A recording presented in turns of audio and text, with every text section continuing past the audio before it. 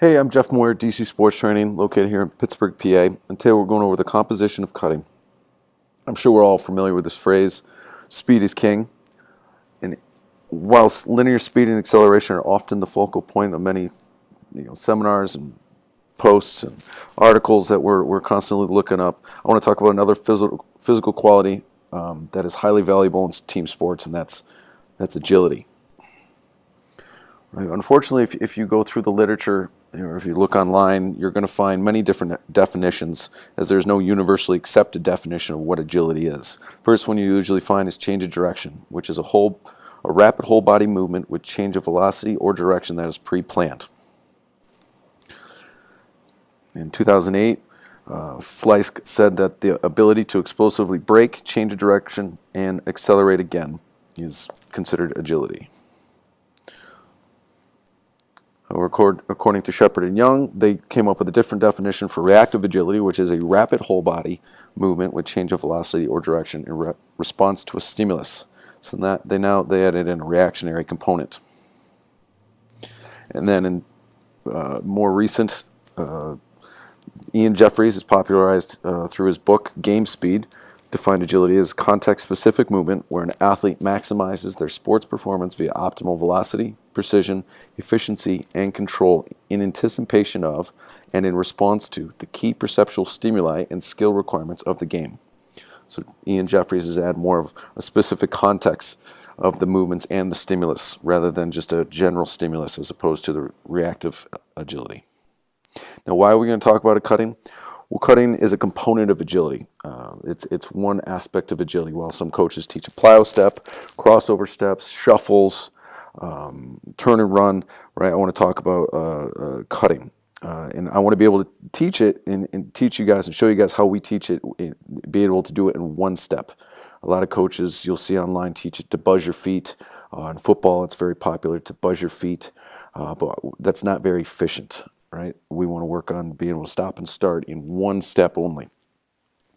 And we feel that this is applicable to just about all team sports and even individual sports.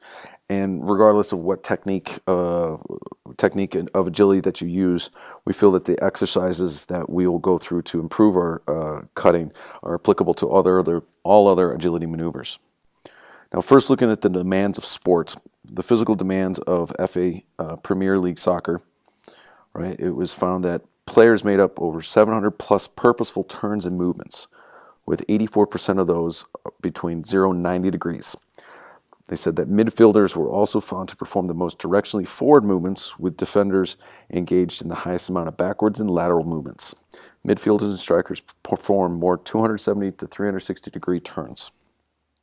To give a little more context to female basketball, elite female basketball, in 2015, Conti found that players changed direction on average 576 times a game, with these movements lasting anywhere between 2 to 4 seconds, and 86% of these sprints were less than 10 meters, and 60% were between 1 and 5 meters. So very short changes, stops and starts and changes of direction. Right? And in 2007, in men's basketball, it was found that players made more than 1,000 directional changes in a game.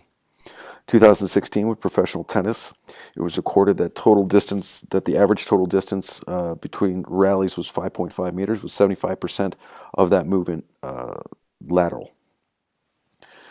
In 2015, Morrison used retrospective markers to try to find why were the quickest athletes the quickest. What were their biomechanical characteristics, and they found that the quickest athletes decreased ground contact time, decreased transition time, they increased horizontal to vertical ground reaction force in weight acceptance and push-off phases.